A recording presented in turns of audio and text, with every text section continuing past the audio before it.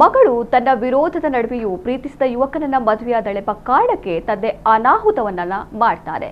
ಹೌದು, ಮಗಳು ಮದುವೆಯಾದ ಯುವಕನ ಮನೆಗೆ ಬೆಂಕಿ ಹಚ್ಚಿದ್ದಾನೆ. ಈ ಘಟನೆ ನಡೆದಿರೋದು ಮಂಡ್ಯದ ಮದ್ದೂರು ತಾಲೂಕಿನಲ್ಲಿ.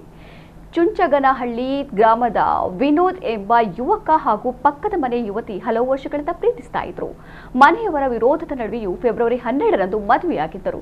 ಇದರಿಂದ ಕೋಪಗೊಂಡ ಯುವತಿಯ ತಂದೆ ಚನ್ನೇಗೌಡ ನಿನ್ನೆ ಬೆಳಗ್ಗೆ ವಿನೋದ್ ಮನೆಗೆ ಬೆಂಕಿ ಹಚ್ಚಿದ್ದಾನೆ. ಮನೆಯಲ್ಲಿ ಯಾರೂ ಇಲ್ಲದ ಪರಿಣಾಮ ಪ್ರಾಣಾಪಾಯ ಸಂಭವಿಸಿಲ್ಲ.